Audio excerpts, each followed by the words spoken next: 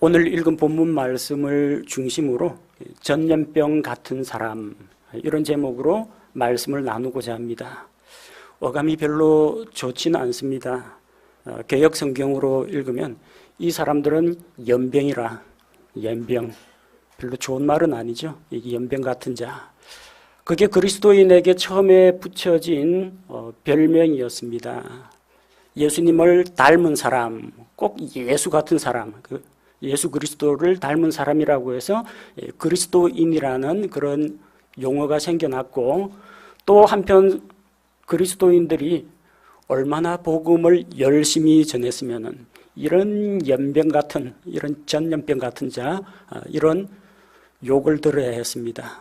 세상 사람들은 우리를 비난하고 조롱하기 위해서 전염병 같은 자, 그런 칭호를 주었는데, 하나님 앞에서 우리 그리스도인이 만약 이런 칭호를 받을 수 있다면 대단한 기쁨으로 생각해야 합니다.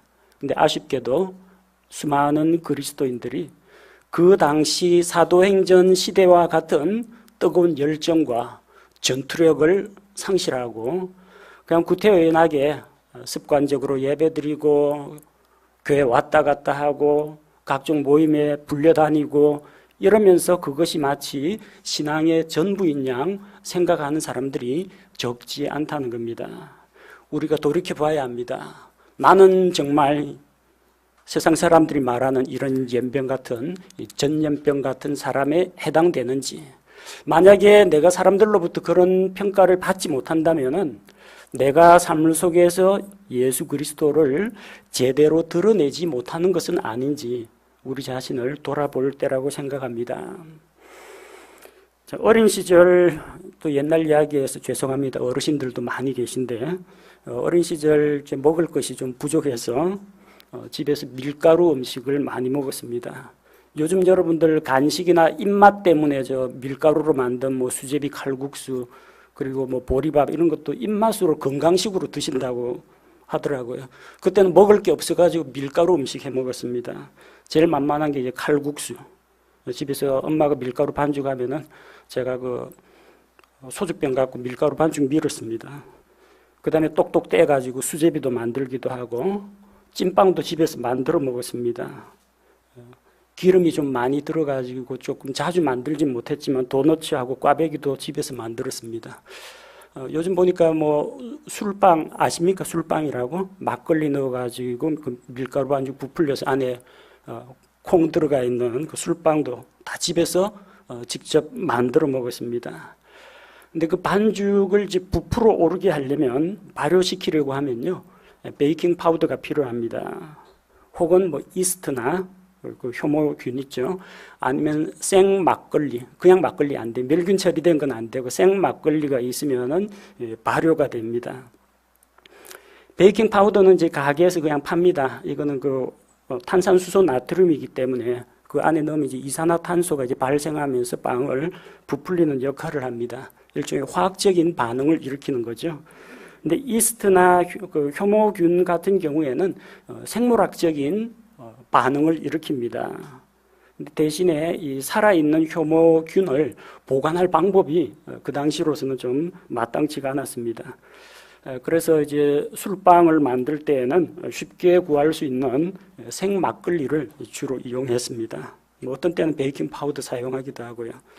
그 생 막걸리 안에는 효모라는 균이 살아 있어서 밀가루 반죽에 섞어두면은 발효가 됩니다. 그래서 베이킹 소다든 생막걸리 등 넣고 밀가루 반죽을 해서 큰 양푼에 담아가지고 위쪽에 그 뚜껑 보자기 덮고 그다음에 따뜻한 아랫목에 이불 덮어 놓으면은 한 몇 시간 지나면 이게 반죽 그 뚜껑이 올라갈 정도로 반죽이 부풀어 오릅니다. 어릴 때는 그게 왜 부풀어 오르는지 이해는 못했고 나중에 중학교 가서 그게 효모를 이용한 것이구나. 효모가 이제 출하법으로 번식하거든요. 출하법이나 이분법으로 번식을 하는데 이게 기하급수적으로 증식을 합니다. 이 효모균은 세포 일부가 성장을 하면요 혹처럼 볼록하게 솟아납니다. 머리 혹난 것처럼 볼록하게 솟아나거든요. 그러면은 혹이 난 그 경계 부위로 세포의 핵이 이동합니다. 그 다음에 핵이 둘로 쪼개져요. 그래서 쪼개진 것 중에 하나는 새로 생긴 그 혹에 들어가고 하나는 본체에 들어가고 해서 그 다음에 자리를 잡으면 그 혹이 뚝 떨어지는 것처럼 떨어져 가지고 두 개가 됩니다. 출라법이라고 하는데, 그래서 하나가 두 개가 되고 두 개가 넷이 되고 넷이 여덟이 되고 빠른 시간 안에 기하급수적으로 번식합니다.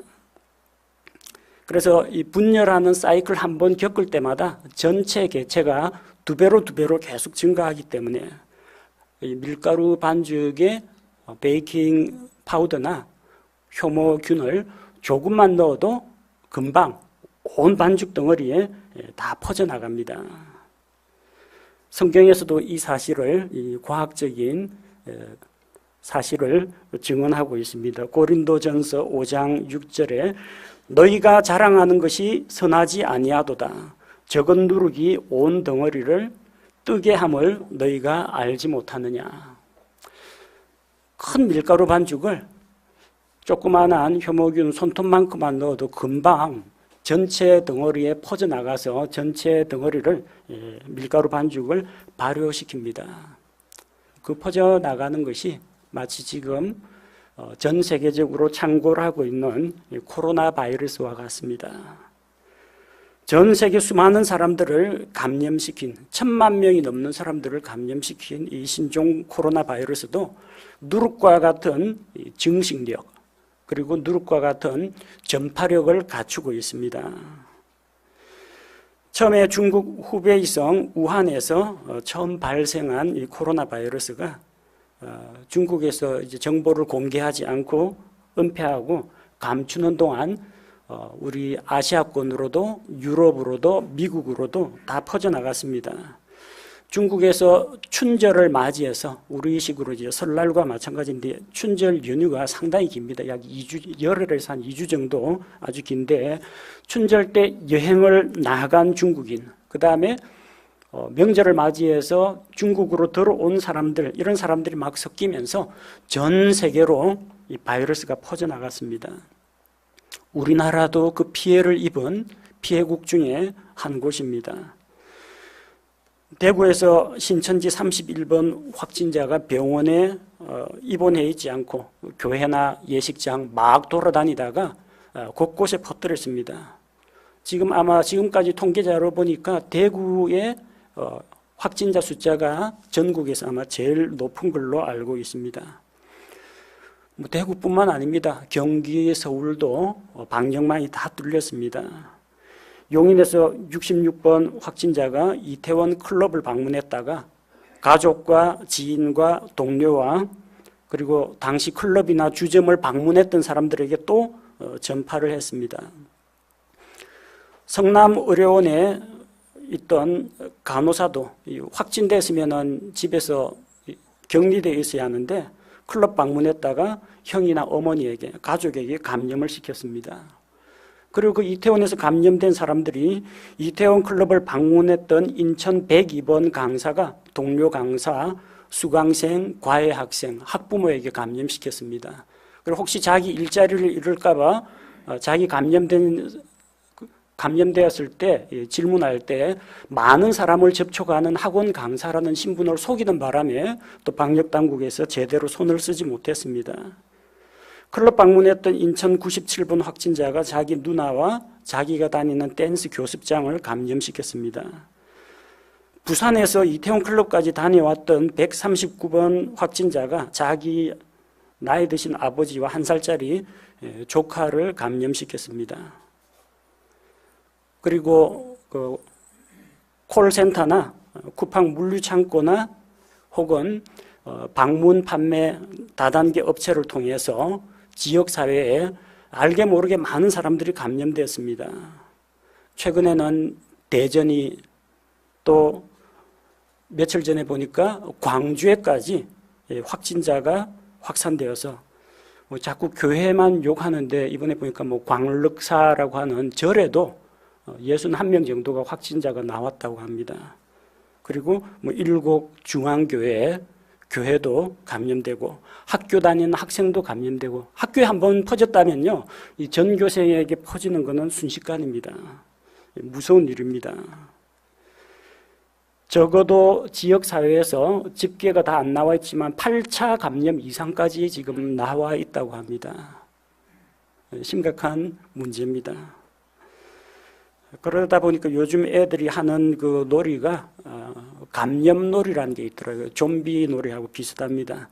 가위바위보 해가지고 술래를 한 명 정하면, 옛날에는 술래 혼자서 술래 아닌 사람들 다 쫓아가가지고 터치해가지고 이 전봇대 같은 데다 다 붙여놨습니다. 술래가 상당히 힘들죠. 요즘 술래는 편합니다. 가위바위보 해가지고 딱 한 명 딱 치면 걔도 감염된 거예요. 술래가 2명이 됩니다. 2명이 열심히 다른 애들 잡으러 다니가 탁탁 칩니다. 그럼 걔들도 전부 좀비처럼 다 감염자가 됩니다. 나중에는 생존자 숫자는 점점 줄고 나머지 보면 주변이 다 술래예요. 그런 놀이를 애들이 하고 있다는 것 자체가 우리 사회 전체의 이 바이러스가 주고 있는 여파가 얼마나 심각한지 보여주는 증거라고 할 수가 있습니다. 그 어린이들 놀이에서 참 우리가 좀 배울 만한 게 있습니다. 바이러스가 저런 식으로 퍼지는구나. 한 사람이 두 사람, 두 사람이 네 사람, 순식간이라는 겁니다. 그거 좀 우리 그리스도인이 배웠으면 좋겠습니다. 한 사람에게 복음이 들어가니까 두 사람이, 아니까 일가족이, 그 일가족이 자기 일가 친지에게, 또 그가 자기 직장 동료에게, 아는 지인에게 이렇게 좀 급속도로 복음에 감염된 자들이, 복음으로 말미암아 변화받은 사람이 늘어나면 얼마나 좋을까, 그런 생각을 해봅니다. 왜 이렇게 바이러스는, 복음은 전하고자 막 목소리를 높이고 길거리에서 전도지를 나눠줘도 잘 안 들어가는데 이 바이러스는 왜 이렇게 전염이 잘 될까? 그래서 몇 가지 조사를 해봤습니다.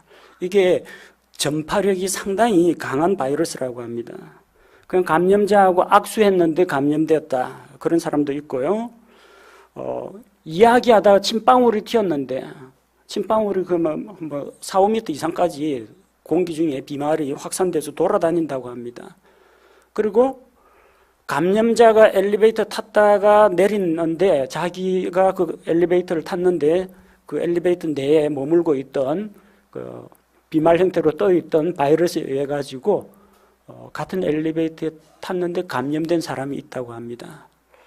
마주보고 식사를 한 것도 아니고 감염자가 갔던 식당에 자기도 그때 마침 가서 밥을 먹었는데, 밥 먹을 때는 마스크는 벗지 않습니까? 근데 어쨌든 그 사람의 호흡을 통해서 나온 바이러스에 의해서 감염된 사람이 있다고 합니다.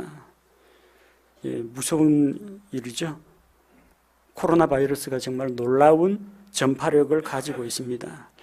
우리 성도들도 이 바이러스처럼, 전염병처럼 놀라운 복음의 전파력을 가지고 있으면 얼마나 좋을까. 나하고 이야기하는 사람이 내가 예수 그리스도 십자가 복음 이야기하는 침방울만 튀어도 저 사람이 그리스도인이 될 수 있다면, 야, 이거 얼마나 신나는 일인가, 그런 상상을 해봅니다. 근데 뭐 침방울은 고사하고 입안에서 침이 마르도록 복음을 소개해도 뭐 복음이 안 들어가는 뭐 그런 사람들도 있습니다. 바이러스가 왜 그렇게 잘 퍼져나가는지 과학적인 이유를 3가지만 꼽아보도록 하겠습니다. 첫 번째는 이 바이러스성 전염병이 잘 퍼져나가는 이유가 수용체 친화력 때문입니다. 공기 중을 떠도는 이 바이러스가 숙주세포로 들어가려면 먼저 수용체, 리셉터라고 하는 수용체와 결합해야 합니다. 만약 바이러스가 수용체하고 결합하지 못하면 감염이 일어나지 않습니다. 그리고 한 몇 시간 지나면 그냥 사멸돼 버립니다. 바이러스 자체는 생명체가 아닙니다. 살아있는 생물이 아니에요. 그냥 자기 자신에 대한 유전적 정보와 그런 복제 그리고 전파에 관한 정보만 가지고 있는 RNA 바이러스입니다. 근데 그게 숙주세포 안에 들어가면은 숙주세포의 그 생리적인 활동을 이용해서 그 숙주세포가 이 바이러스를 양산하도록 만드는 겁니다. 이 코로나 바이러스는 주로 이제 구강 점막이나 폐를 통해서 감염을 일으킵니다. 어떻게 감염이 이루어지느냐면요, 엔지오텐신 전환 효소라는 것이 있습니다. 엔지오텐신 전환 효소 2라고 해서 약자로는 ACE2라고 적습니다. 자, 이 전환 효소라는 그 수용체와 스파이크 단백질이 결합해야 몸속으로 침투할 수가 있습니다. 근데 이 엔지오텐신 전환 효소는 심장 기능과 혈압 조절에 작용하는 효소로서 사람에게는 이제 심장이나 콩팥, 위점막, 폐에 많이 분포해 있습니다. 다른 걸로도 감염될 수 있다는 이야기예요. 혈액이나 이런 걸로 감염이 될 수 있다는 거예요. 근데 문제는 이 혈액이나 심장은 밖으로 드러나지 않습니다. 바이러스가 무슨 수로 살을 뚫고 들어가겠습니까? 몸에 출혈이 일어나거나 그래서 혈관을 타고 들어가는 일은 드물다는 겁니다.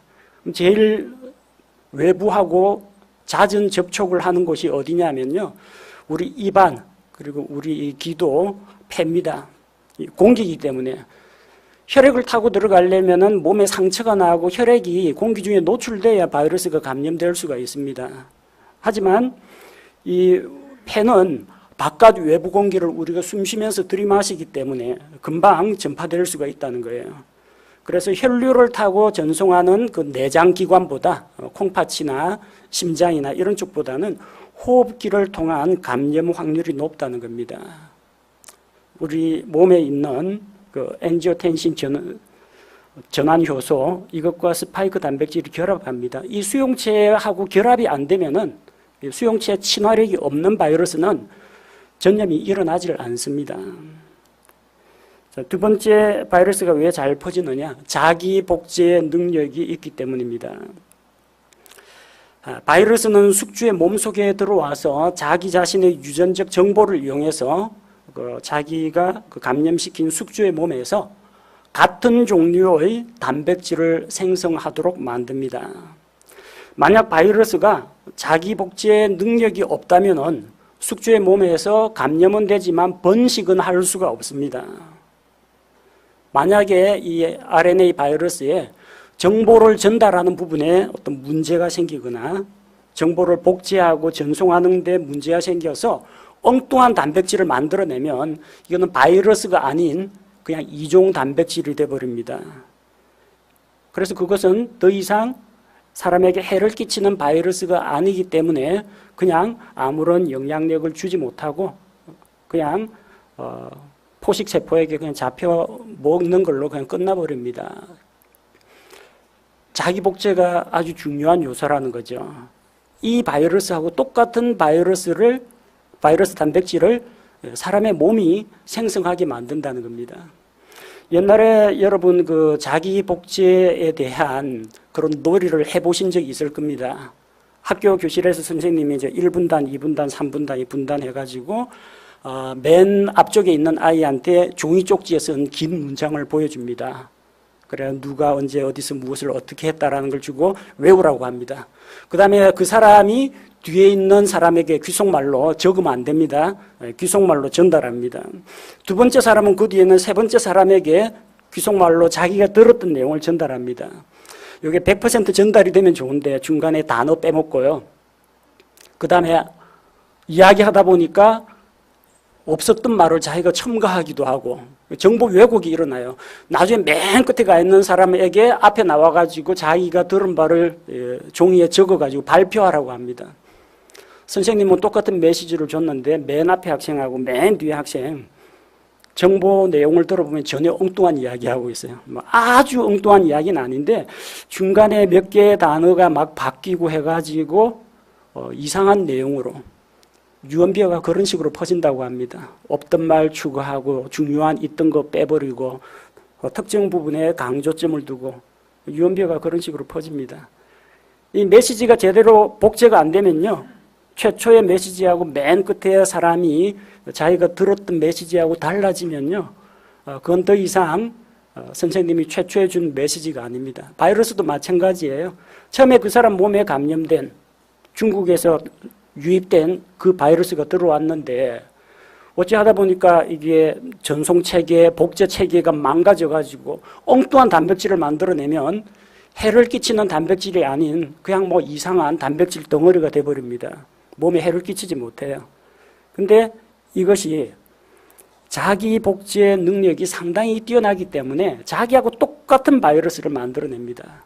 또 약간 변형이 가해지는데 자기 자체와 조금씩 모양이 조금 달라지긴 합니다만 더 강력한 그런 형태로 바뀐 단백질. 물론 중간에 그 복제 과정이 잘못돼 가지고 엉터리 단백질이 된 거는 더 이상 전송이 되질 못하는데 그 과정에서 이전 바이러스보다 더 지독한 바이러스가 나와 가지고 또 새로운 자기 복제를 하는 그런 일들이 일어난다는 겁니다. 그게 이래서 치료제 개발하기가 힘든 이유 중에 한 가지입니다. 최초 중국에서 들어온 바이러스하고 유럽이나 미국에서 발견되는 그런 바이러스가 조금씩 다르다고 합니다. 똑같은 코로나 바이러스인데 변종입니다. 근데 어쨌든 사람에게 해를 끼칠 수 있는 그런 바이러스가 자기하고 똑 닮은 것을 복제해낸다는 겁니다. 그래서 전염병이 우리나라는 물론이고 전 세계에 퍼져나가는 겁니다. 셋째는 이 바이러스가 공기를 통해서 왕성하게 전파가 되기 때문입니다. 숨 안 쉬는 사람은 없죠. 다 숨 쉽니다. 먹을 때, 말할 때, 침방울 튀길 때 공기 중에 우리는 공기를 피해가지고 살 수는 없습니다. 코로나 바이러스는 대부분 호흡기를 통해서 전달이 되는데 대면에서 말하고 숨쉬고 침방울만 튀어도 바이러스가 밖으로 나와서 다른 사람을 감염시킵니다. 그 외에 뭐 감염자의 대변, 소변, 뭐 혈액, 눈물에서도 바이러스가 검출이 된다고 합니다. 혹은 뭐 바이러스 감염된 사람이 뭐 입에 손댔다가 다른 사람을 만지거나 물건을 만지면 그것도 역시 바이러스에 오염이 된다고 합니다. 그만큼 우리가 바이러스와 접촉할 수 있는 그런 가능성이 높다는 이야기입니다. 우리가 다른 사람하고 이야기하고 만지기만 해도 그 사람이 그리스도인이 되면 참 좋을 텐데 그런 일은 일어나지 않고 좋은 거는 잘 전달 안 되고 꼭 이상하게 나쁜 것만 잘 퍼지고 잘 전달이 된다는 겁니다. 안타까운 일입니다. 본문에서 사도 바울은 유대인 사회를 어지럽히고 또 나사렛 이단 파당을 형성하는 이런 전염병 같은 존재라는 욕인지 칭찬인지 그런 모욕을 당했는데 왜 사도 바울은 전염병처럼 전파력이 높았을까?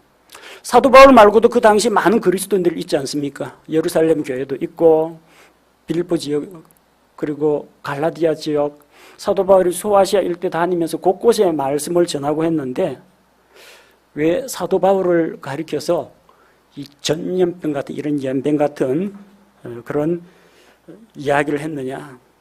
앞서 말씀드린 것과 똑같습니다. 사도 바울이 이 전염병 코로나 바이러스하고 대단히 유사합니다. 바이러스성 전염병이 퍼지는 세 가지 이유를 제가 들었죠. 수용체 친화력, 두 번째 자기 복제 능력, 그 다음에 왕성한 전파 활동, 이 세 가지입니다. 사도 바울이 이 세 가지를 골고루 갖춘 사람이라는 겁니다. 수용체 친화력이 있어야 바이러스가 이 숙주의 몸속으로 침투할 수가 있습니다. 여러분이 복음을 가지고 나아갔는데 면전에서 제가 좋은 소식을 좀 전해드리겠습니다. 잠깐 저하고 이야기 좀 하실까요? 하는데 그거 필요 없어요 하고 문 꽝 닫아버리고 엔지오텐신 효소하고 이 스파이크 단백질을 결합해야 되는데 초반에 거절을 당했어요. 접촉 불가. 이러면 어떻게 복음을 전합니까? 거리에서 전도지 나눠주려고 하는데 막 손살에 치면서 받아가지고 구겨가지고 쓰레기통 던져버리고 읽어보지도 않고 말 붙이려고 해다가 싫어요, 귀찮아요 이래가지고 거절을 당하면요 복음을 전할 방법이 없습니다. 수용체 친화력이 낮은 사람, 이 사람은 전도하기가 좀 어려워져요. 그게 복음을 전하는 당사자가 친화력이 낮을 수도 있고 복음을 듣는 그 대상자가 사람을 좀 기피하는 뭐 그런 사람일 경우도 마찬가지입니다. 근데 바울은 이 수용체 친화력이 대단한 사람입니다. 가리는 사람이 없어요. 복음 전하는데 사람을 안 가립니다. 저는 예전에 대학교 다닐 때 캠퍼스 안에서 복음을 전할 때 소심해가지고 사람을 많이 가렸습니다. 담배 피고 있는 사람은 가까이 가기가 겁이 나더라고요. 얼굴이 좀 험악하고 좀 얼굴 자체가 좀 한 칼 먹은 것처럼 우락부락한 이런 사람한테는 가면은 무서워갖고 못 가겠더라고요. 이 사람 안 되고 저 사람 안 되고 하다 보니까 사람 골라다니다가 그냥 시간을 허비한 적도 많습니다. 그래서 리더한테 혼도 나고 그랬었는데 사람 가리지 마라. 사도 바울은 사람을 안 가렸어요. 부자도 만났고 가난한 자도 만났습니다. 강한 자도 만나고 약한 자도 만났습니다. 유대인도 만나고 이방인도 만났습니다. 군인도 만나고 공무원도 만나고 로마 황실에 있는 사람도 만났습니다. 얼마나 이 친화력이 좋은 사람입니까? 자기가 복음을 전할 대상들에게 그는 친밀하게 다가갔습니다. 우리는 자꾸 나와 다른 사람 사이에 금을 그으려고 합니다. 고린도 교회만 하더라도 나는 부유층에 속하고 너는 가난한 사람에 속하고 부자가 가난한 자를 상대하지 않았습니다. 우리는 유대인이고 너희는 하나님을 알지 못하던 이방인이고 사람들 사이에 알게 모르게 이런 금이 가 있었습니다. 오늘날 세상에 이런 차별과 금이 얼마나 많습니까?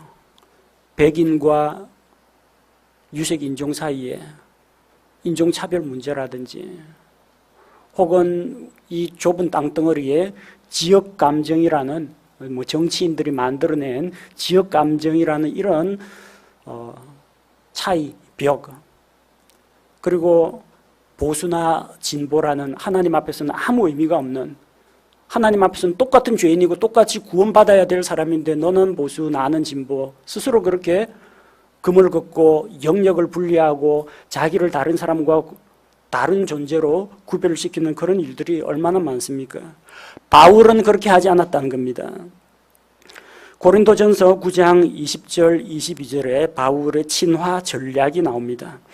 유대인들에게 내가 유대인같이 된 것은 유대인들을 얻고자 하며 율법 아래 있는 자들에게 율법 아래 있는 자같이 된 것은 율법 아래 있는 자들을 얻고자 함이며 율법 없는 자들에게 내가 하나님께 율법 없는 자가 아니요 그리스도께 율법 아래 있는 자이나 율법 없는 자같이 된 것은 율법 없는 자들을 얻고자 함이라. 약한 자들에게 내가 약한 자같이 된 것은 약한 자들을 얻고자 하며 내가 모든 사람에게 모든 것이 된 것은 어찌하든지 그들 가운데 몇 사람이라도 구원하고자 함이라. 다른 사람을 구할 수만 있다면 자기 자신의 기존에 가지고 있던 스타일이나 내가 가지고 있는 신분쯤은 잠시 벗어던질 수 있다는 이야기입니다. 뭐 그렇다고 해서 바울이 박쥐같이 변신을 잘하는 그런 존재냐? 아닙니다. 그의 중심은 오로지 예수 그리스도. 하지만 다른 사람에게 접근하기 위해서라면 유대인 만나면 베냐민 지파 출신 이스라엘 사람 유대인이요 그 접근을 합니다. 이방인들 만나면 나 로마 시민권 가지고 있는 사람이고 나 그리스 말 잘하는데 그리스 말로 복음 전합니다. 율법 있는 사람들 만나면 나는 바리새인 중에 바리새인, 우리 아버지가 바리새인이고 내 스승이 가말리엘 선생님입니다. 율법 있는 자들에게 그렇게 다가갑니다. 율법 없는 이방인들을 만나면은 자기는 보다 큰 그리스도의 법 아래 있는 자이지만 이방인들과 같이 되려고 합니다. 왜 그렇게 합니까? 내 자존심, 때로는 내 자아 정체성까지 잠시 접어두고 그 사람들에게 예수 그리스도를 전할 수만 있다면 나는 어떤 모습이 되어도 괜찮다는 이야기입니다. 그는 사람들에 대한 친화력이 높은 사람이었습니다.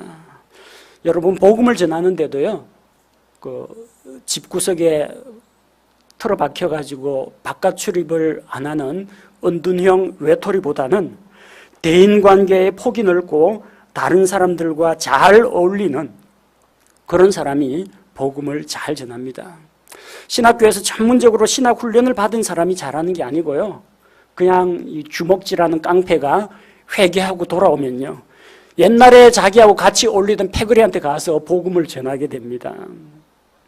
여러분은 얼마나 예수님으로 인해서 내가 믿고 있는 예수 그리스도의 복음 때문에 나 자신을 내려놓고 다른 사람에게 얼마나 맞춰줍니까? 얼마나 다른 사람을 배려합니까? 얼마나 다른 사람에게 다가가서 친화력을 가지고 복음을 전하려고 가까이 접근합니까? 바울과 같이 우리가 배워야 합니다. 물론 성격 탓에 모든 사람이 뭐 허허 웃으면서 낯선 사람에게 척척 다가가고 이런 거는 어려울 수도 있습니다. 하지만 또 그런 사람은 그런 사람하고 또 어울리는 사람이 또 있어요. 자기가 속한 혹은 자기와 친한 사람들에게 그 사람도 얼마든지 다가갈 수가 있다는 겁니다. 바이러스가 수용체 친화력 때문에 널리 전파되는 것처럼 사도 바울은 사람들에 대한 친화력이 높았습니다. 이건 우리 그리스도인들이 본받아야 됩니다. 전염병 같은 그리스도인이 되기를 원한다면 여러분, 인간관계의 폭을 개방하고 또 다른 사람을 위해서 자신을 낮추고 양보하는 사람이 되어야 합니다. 자, 두 번째, 바이러스성 전염병이 왜 잘 퍼져나가는가? 자기 복제 능력 때문이라 이야기했죠. 사도 바울 역시 자기 복제 능력이 대단한 사람이었습니다. 그는 자기가 믿고 있는 복음을 하나도 변질시키지 않았습니다. 있는 그대로 전달했습니다. 복음의 메시지는 단순합니다. 그 단순한 것에 개인 생각, 철학, 내가 자라온 배경, 나의 개인 경험담 이거 막 넣어갖고 복잡하게 만들지 않았습니다. 단순해요.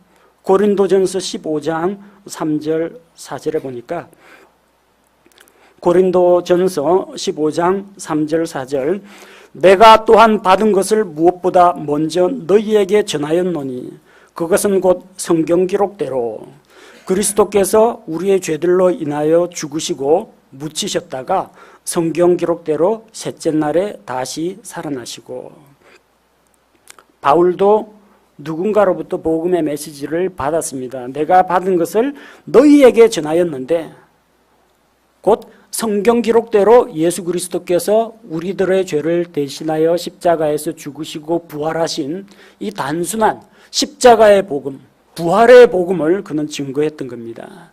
그리고 여기서 어긋나면 안 된다. 여기에다가 어떤 인간의 행위, 선행, 인간의 도덕, 철학 이런 걸 가미하는 순간 복음은 변질되어 버립니다.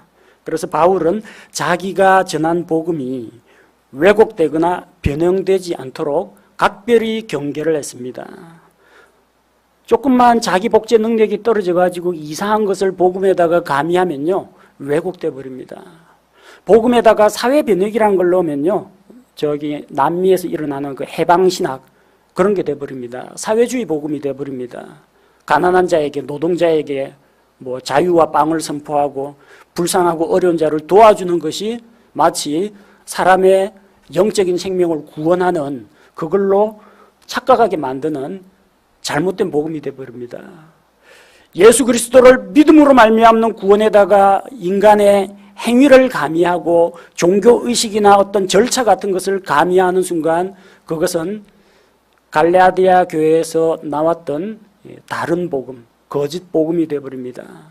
오로지 예수 그리스도, 오로지 예수님의 십자가밖에 없다고 했는데 거기에 교황의 은총을 집어넣는다든지 성지순례나 미사나 자선이나 이런 것들을 집어넣는다든지 하는 순간 복음은 변질되어 버립니다. 바울은 이 복음이 왕성하게 활발하게 많은 사람에게 바르게 전파될 수 있도록 자기 복제, 최초의 복음과 똑같은 복음이 그대로 전파되는 것을 각별히 신경 써서 관리했습니다. 갈라디아서 1장 9절 말씀해 보니까 우리가 전에 말한 것 같이 내가 지금 다시 말하노니 만일 어떤 사람이 너희가 받아들인 것 외에 어떤 다른 복음을 너희에게 선포하면 그는 저주를 받을지어다. 하늘로부터 내려온 천사라도 이 다른 복음을 전하는 자는 저주를 받는다고 했습니다. 갈라디아 교회는 믿음으로 시작했다가 구원을 완성시켜 나가는 것은 율법의 행위로 하려다가 결국은 넘어졌습니다. 바울은 그것을 꾸짖고 있습니다. 살아있는 생명의 복음이 왜곡되거나 변형되는 것을 막아야 되겠다. 그래서 갈라디아서를 기록한 것입니다. 바울은 자기가 들었던 복음의 메시지를 있는 그대로 다른 사람에게 전했습니다. 또 자기가 예수 그리스도를 닮아서 예수 그리스도의 복제품 같이 되기를 원했고, 또 자기 제자들도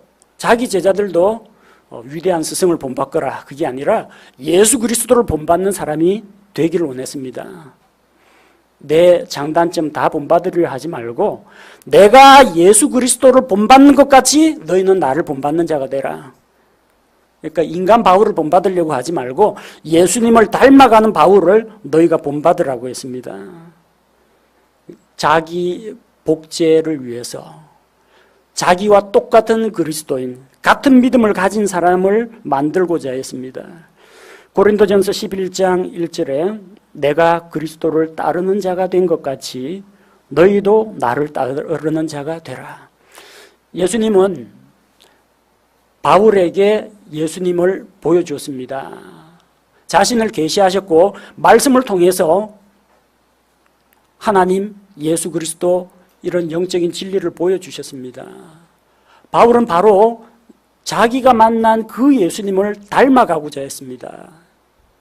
그리고 자기 제자 디모데가 자기를 닮기를 원했습니다. 인간 바울이 아니라 예수 그리스도를 닮아가는 바울을 그도 닮기를 원했습니다. 안디옥에 있는 교회에서 처음으로 그리스도인이라는 용어가 나왔습니다. 세상 사람들이 붙여준 이름입니다. 우리식으로 이야기하면 예수쟁이들, 예수 전문가라는 겁니다. 예수 닮은 사람이라는 겁니다. 그리스도인 하면은 그리스도를 닮은 사람이라는 뜻입니다. 초창기에 복음이 전파될 때 복음은 왕성하게 전파되면서 똑같은 복음, 똑같은 그리스도인들을 대량 복제해냈습니다. 그래서 하나님의 진리가 왜곡되지 않고 오늘날까지 우리에게 전파될 수가 있었던 것입니다.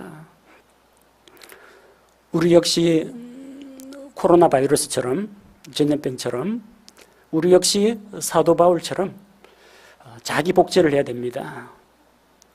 세상 철학 복제하지 말고, 신학서적 복제하지 말고 성경에 나와 있는 그리스도인, 성경에 나와 있는 복음, 이걸 복제해야 됩니다. 그리고 내가 예수 그리스도를 닮아가야 합니다. 내 아들, 딸들이 이 아빠의 잘난 모습, 못난 모습 다 비교, 판단, 분석하려고 하지 말고 아빠도 실수가 많은 사람이다. 그러나 아빠가 예수님 닮아가는 것처럼 너희는 예수님을 닮아가고 있는 아빠를 닮아가거라. 자녀들에게 이렇게 말할 수 있어야 합니다. 너희는 엄마 뱃속에서 나왔지만 이 인간적인 이 엄마를 닮지 말고 엄마는 열심히 예수님 닮아갈 테니까 너희는 엄마를 따라서 예수님 닮아가는 엄마를 본받거라. 자녀들에게 그렇게 말하고 가르칠 수 있어야 됩니다. 우리가 가르치는 주일학교 학생들에게 마찬가지입니다. 선생님 이 모습을 닮으려고 하지 말고 선생님은 열심히 예수님을 따라갈 테니까 예수님 따라가는 선생님을 너희는 따라오너라. 그럼 너희가 예수님을 만나고 예수님을 따라갈 수가 있다. 그렇게 가르쳐야 합니다. 그래서 왜곡 없이 변형 없이 복음이 그대로 확대 전파될 수 있게 합니다.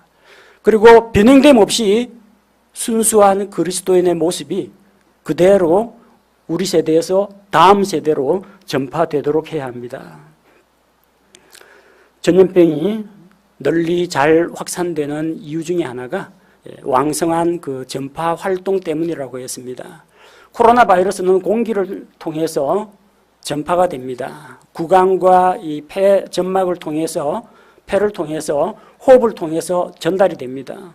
공기 없이 호흡하지 않고 살아갈 사람은 아무도 없습니다. 그래서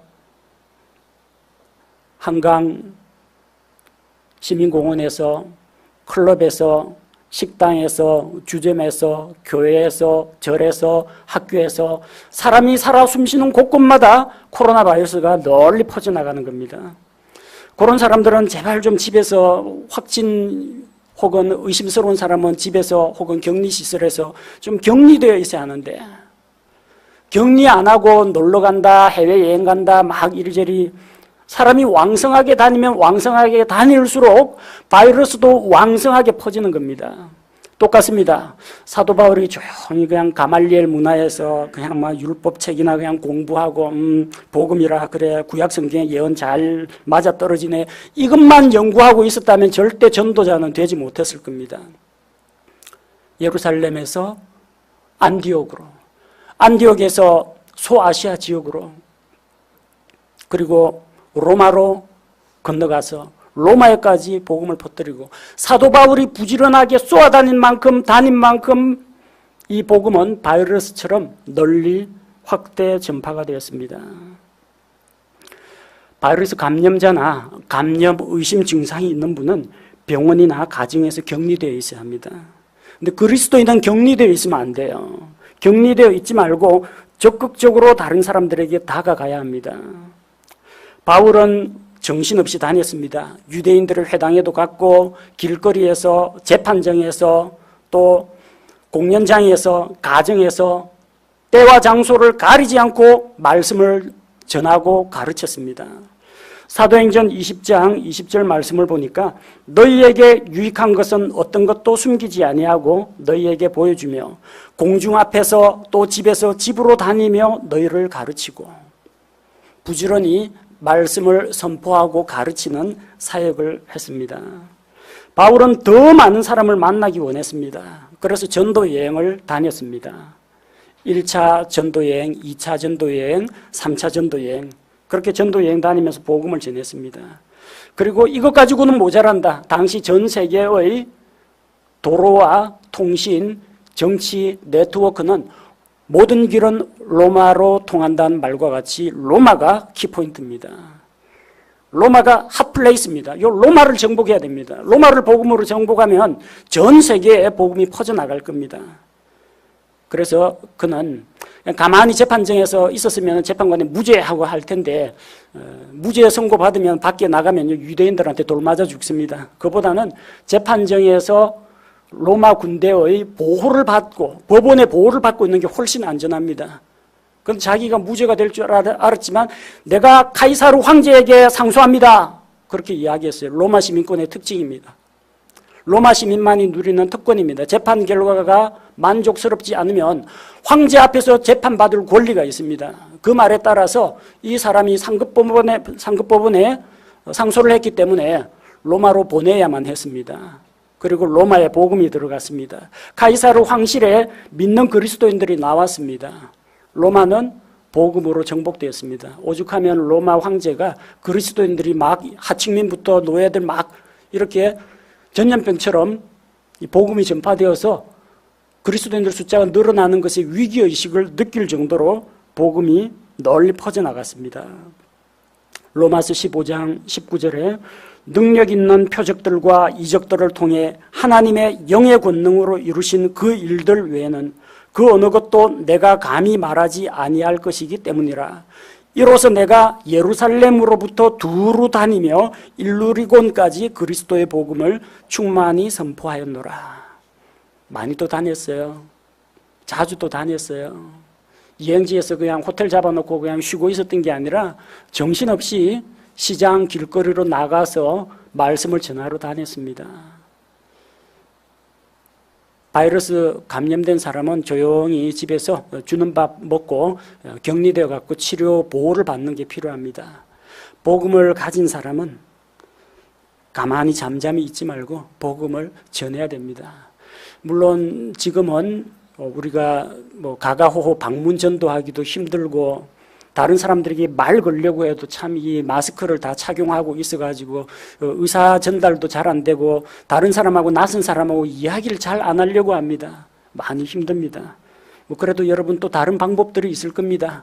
우리에게는 메신저라든지 이메일이라든지 다른 수단들도 있고 친구에게 전도지 한 장이라도 건네주는 그런 마음가짐이 있으면 여러분 방법은 찾아보면 얼마든지 있습니다. 뭐 바울처럼 여러분 보고 세계 일주 전도 여행 다니라 그런 말은 할 수가 없지만 여러분 주변에 가까이 있는 사람들에게 기회가 닿는 대로 활발하게 복음을 전하러 다녀야 됩니다. 그래야 우리가 이 전염병 같은 코로나 바이러스 같은 그리스도인이 될 수가 있습니다. 우리가 바울처럼 강력한 복음 전파자가 되려면 어떻게 해야 할 것인가? 몇 가지만 살펴보겠습니다. 첫째는 우리 자신이 은혜 안에서 강건한 자가 되어야 합니다. 디모데후서 2장 1절과 2절 말씀을 보면 그러므로 내 아들아 너는 그리스도 예수님 안에 있는 은혜 안에서 강건한 자가 되고 또 내가 많은 증인들 가운데서 내게 들은 것들 바로 그것들을 신실한 사람에게 맡기라. 그들이 또한 다른 사람들을 가르칠 수 있으리라. 아까 이야기한 누룩이 퍼져나가듯이 복음이 증식되는 과정을 이야기합니다. 디모데후서는 바울이 디모데에게 쓴 편지입니다. 바울이 디모데에게 이야기합니다. 너는 내게 들은 바를. 바울은 디모데에게 복음을 전해주었습니다. 영적인 진리를 전수했습니다. 너는 그것들을 신실한 사람들에게 맡기라. 디모데는 또 다른 신실한 사람들에게 이 말씀을 맡깁니다. 그러면 그들이 그 신실한 사람들이 또 다른 사람들을 가르칠 수 있으리라. 바울, 디모데, 신실한 자들, 또 다른 사람들 벌써 4세대가 형성됩니다. 우리나라 코로나 바이러스 4차 감염 그때 4차 감염 나오고 나서 지역 감염 시작됐다 그렇게 이야기하는데 이 바울이 했던 것처럼 우리도 우리의 디모데, 우리에게 있는 신실한 사람들, 우리가 복음을 전할 또 다른 사람들을 만나야 됩니다. 근데 그렇게 하려면 먼저 선행되어야 할 것이 예수님 안에 있는, 그리스도 예수님 안에 있는 은혜 안에서 강건한 자가 되어야 합니다. 우리가 은혜 안에서 영적으로 강건한 자가 되어야 다른 사람을 돌아볼 마음이 생긴다는 겁니다. 내가 영적으로 비리비리하고 영적으로 위축돼가지고 내가 예배도 못 드리고 내가 성경도 안 읽고 사람들을 구원하고자 하는 열망도 없는데 무슨 일을 하겠습니까? 먼저 우리 자신이 은혜 안에서 강건한 자가 돼야, 건강한 자가 돼야 다른 사람들에게 이런 말씀을 전파하는 일을 할 수가 있다는 겁니다. 두 번째, 우리가 주님 안에 거해야 합니다. 요한복음 15장 5절에서 포도나무 비유에서 예수님께서 이렇게 말씀하십니다. 나는 포도나무요 너희는 가지니라. 사람이 내 안에 거하고 내가 그 안에 거하면 바로 그 사람은 많은 열매를 맺나니 나 없이는 너희가 아무것도 할 수 없느니라. 주님을 떠나서는 아무것도 할 수가 없습니다. 주님과 가까이 있어야 합니다. 날마다 말씀과 기도 가운데 주님과 교제 가운데 있어야 합니다. 내가 만난 주님을 다른 사람에게 전할 수가 있습니다. 주님께서 내게 베푸신 은혜와 그 사랑을 내가 먼저 겪고 알게 되고 맛보아 알 때 다른 사람에게 나눠줄 수가 있는 겁니다. 주님 안에 거하는 자, 그런 사람이 왕성하게 다른 사람에게 복음을 전할 수가 있습니다. 세 번째는 가야 됩니다. 아직 복음을 듣지 못한 사람들에게 다가가야 합니다. 우리 예배 시작할 때 마가복음 16장 말씀 살펴보았죠. 그것처럼 온 천하에 다니며 모든 창조물에게 복음을 전하기 위해서는 너희는 가야 됩니다. 왜 가야 합니까? 사람들이 지발로 안 걸어오니까 우리가 가야죠. 모든 사람들이 여기에 구원의 말씀이 있습니다 하고 자기 발로 교회 찾아오면 얼마나 좋겠습니까? 현실은 그렇지 않습니다. 그들이 못 오면 우리가 가야 합니다. 물론 복음을 듣기 위해서 오시는 분도 있습니다. 오시는 분도 환영해서 받아들입니다. 안 오면은 그 사람은 평생 복음을 못 들어야 합니까? 그들이 안 오면 우리가 쳐들어가야 됩니다. 우리가 가야 돼요. 요한복음 15장 5절에서는 주님 안에 거할 때 우리 안에 열매가 맺히는 것을 이야기합니다. 요한복음 15장 16절은 가서 열매를 맺으라고 합니다. 너희가 나를 택하지 아니하고 내가 너희를 택하여 세웠나니. 요한복음 15장 16절입니다. 이것은 너희가 가서 열매를 맺게 하고 또 너희 열매가 남아있게 하려 하며 또 너희가 내 이름으로 아버지께 무엇을 구하든지 그분께서 그것을 너희에게 주게 하려 함이라. 우리는 인격의 열매, 성품의 열매도 맺어야 합니다. 하지만 가서 열매도 맺어야 합니다. 복음의 열매, 전도의 열매, 우리가 믿지 않는 자들에게 나아가야만 맺을 수가 있다는 것입니다. 사도 바울처럼 전도 여행을 다니든지 길거리, 시장, 가정방문, 유대인의 회당, 재판정 가리지 않고 이곳저곳을 찾아다녀야만 복음을 전할 수가 있습니다.